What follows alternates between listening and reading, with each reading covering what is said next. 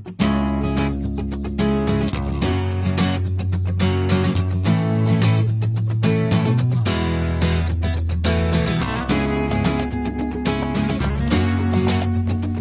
Tammy Coleman, Associate Director of Connectional Ministries. And in this portion of the training videos for Safe Sanctuaries, we want to address cyber safety. In just a short amount of time, computers have become a part of our lives. In 90% of the households in America, there is a computer. And of those households, 90% use the internet. The internet, it is an amazing discovery of our generation. And we have quickly learned to depend on the internet to gather information that we need. We're able to look at restaurants, their menus, how much it costs, how to find stores and locations of things quickly. But with the internet has also come dangers. It has allowed easy access for many people to know where others are located, and for predators, this has allowed them to find easy access to those that they would choose to harm. We do not want to scare or discourage churches or volunteers from using the internet, and especially social media, but we just want to make us aware of potential dangers and things that could be harmful to our children and our youth and vulnerable adults.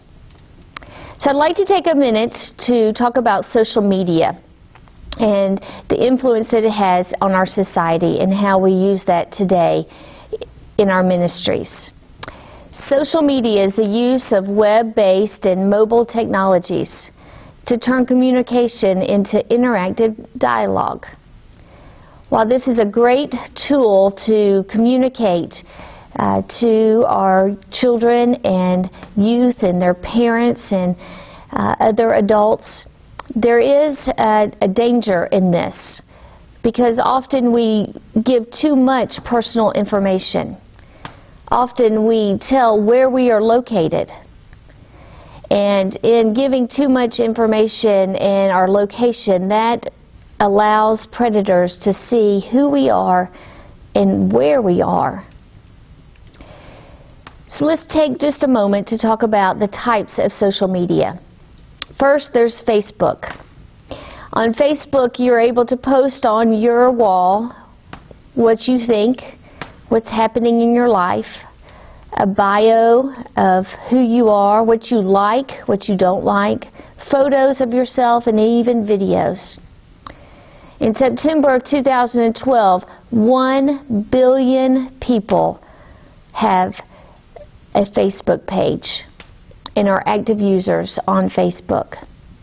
And of that number, 7.5 million are under the age of 13, and 5 million are under the age of 10. The potential danger here is that our children often use the internet to give information about themselves. This allows a predator to begin grooming that person. They get to know advantages of that person. They see a picture of what they look like. They are able to see what television shows they like, or what they're reading at the time, or music that they may enjoy. If a child or a teenager were to post and to locate themselves at a local restaurant, the predator would be able to go to that local restaurant to see who they are and begin a conversation with them. We ask that you just use precaution, and we will talk about that later in this training. Another type of social media that is very popular is Twitter. In Twitter, you're able to post very succinctly what's happening in your life, again, thoughts about a subject or an event, and allows you to connect with others who are writing about that same subject. There are 200 million people who use Twitter on a regular basis. There's also YouTube. YouTube gives the service to allow others to share videos with people that they know and people they don't know. Again, the danger that comes with YouTube is that a location can be accessed of where you post those videos, even if you don't intentionally post that. And now let me take just a moment to talk about some guidelines for social networking. These are not a part of the official policy of the Kentucky Annual Conference, but these are things that we want you to at least be aware of, also to implement into your local church policy. Things we want you to be aware of is to not add friends that you don't know to your social networking pages. If you don't know that person, then they don't need to know who you are as well as what you are doing.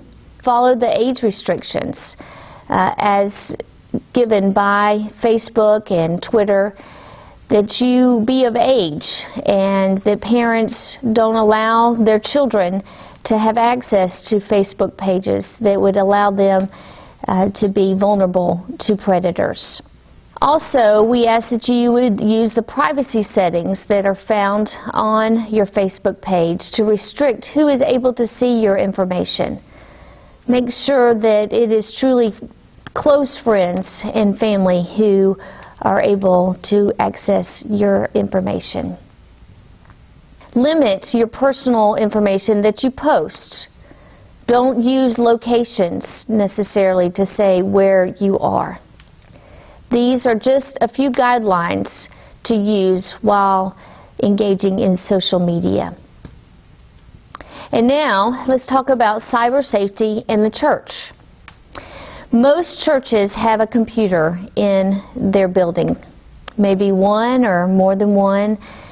We ask that you consider who can see those computers, that those computers be visible to others as to what is being displayed on them. We also ask that you look at having a firewall, protection and filters put on those computers. Often we may innocently type in a word that we are searching for, and suddenly we're bombarded by sites and messages that we may not want to see. Having a firewall or putting in protection or filters would help in aiding a safe place on the internet. Also, passwords.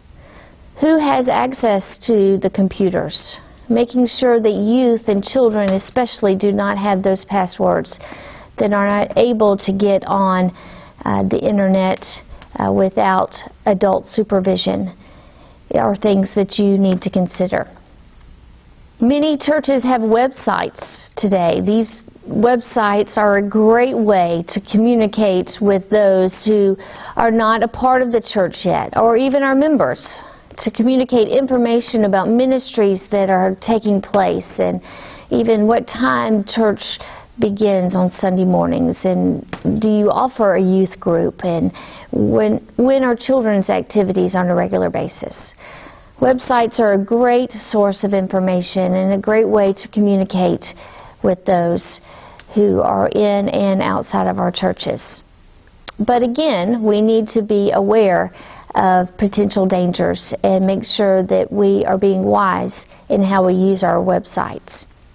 Often now, many churches have Facebook accounts, or maybe a youth group has an account in order to communicate that information, or creating a group so that others can see and communicate effectively. Some guidelines to consider with either a website or a Facebook account is to make sure that you have authorized administrators, that only certain people are able to make those posts or change the information on the website. We would not want someone to put something on those pages or on the website that would distract or be harmful to our ministries.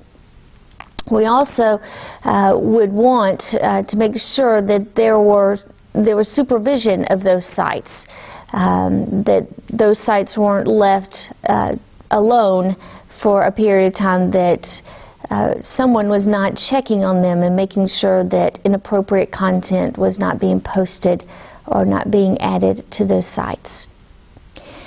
We also ask that you limit personal information on there.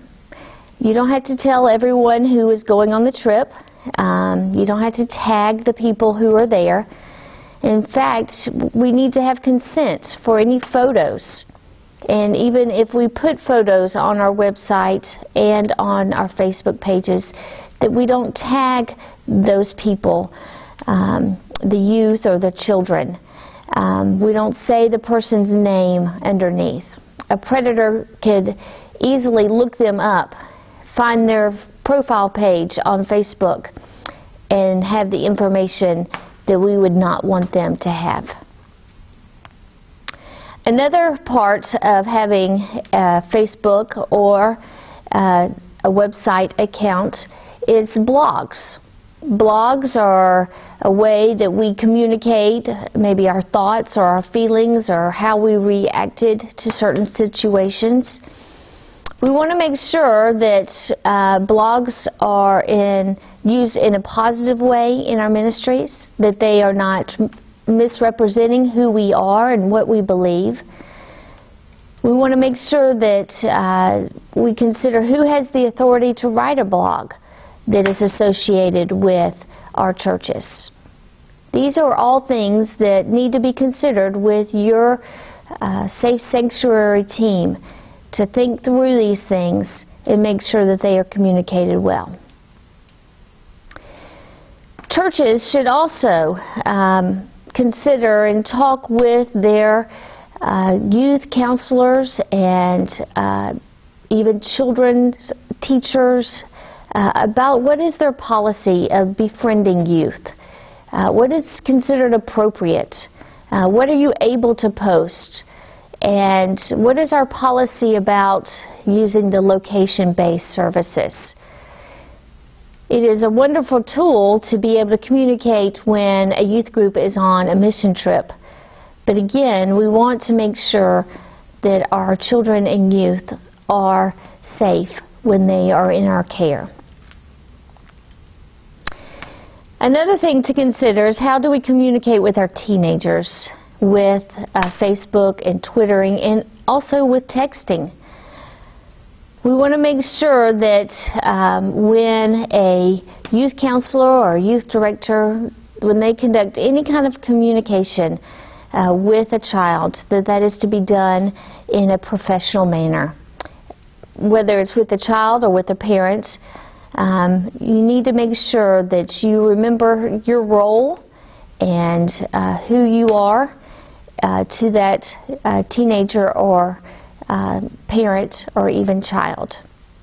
And even though a child or a teenager may be sharing with you about their bad day, and you may think that this is a counseling role, that's not always true. That child or youth may be developing feelings or thoughts toward you as a youth counselor or volunteer. And we want to make sure that we are protecting our children and youth, as well as protecting you as our volunteers. So make sure that you remember your role in communicating with them. We also advise that you save your communications that you have with any child or youth or vulnerable adult. This may be hard to do with instant messaging, with chat room conversations or emails, but if all possible, if you could have a paper trail, especially if this situation is becoming more involved and you see a pattern of a dependency, or that this child is sharing with you secret things, we need to make sure that we are protecting them and also yourself. If you are uneasy about any topic that is being addressed through an email or in a text, we ask that you make sure that a copy is given to the parent or guardian or to another trusted adult, whether that's the youth minister or the minister. We want to honor privacy of that person, but not secrecy. And again, if any abuse is divulged, is told to you, whether it's electronically in a text or in instant messaging or in an email, you must follow the standard reporting procedures that we have discussed. You must report those dangers to the proper authorities. Cell phones. Majority of people have cell phones these days, and they have become more and more powerful in the things that they are able to do, taking pictures and videos. This again is a great way to communicate, but it also allows dangers to come in. Texting is a way that we communicate with many people, but we need to be careful in how we text and what we text. There have been many of hurt feelings. There have been many miscommunications that have taken place through texting, because you may mean the message one way to be nice and encouraging, but that may not be the way that it is received. So we just ask that you take caution. Do not say anything in a text that you would not be willing to say to that person face to face. Also, we need to be aware of communicating through pictures and videos that can be harmful. Often pictures are taken of inappropriate things and sent to others and posted on social media that have been harmful to other people. Again, John Wesley said to do no harm, to do good, and stay in love with God. These are ways that we have communicated to our clergy of guidelines to use for social media. If you do harm, if your words through communication do harm, then that is not promoting our ministries in any way. That includes texting and what many people call sexting, where they are communicating in harmful ways. There's also a new word that has come about in these last few years, and that is cyberbullying. Cyberbullying seeks to do harm to someone who posts insults or maybe hurtful comments on a social networking site like Facebook or on Twitter. They often claim to be the victim, and they post things that make others angry. They often seek to hurt others, and in doing that are harmful in their ministries. So again, our internet is a wonderful tool that can be used and must be used in order to communicate with younger generations. But we just need to be aware of the potential dangers that this can cause in our ministries and in our churches.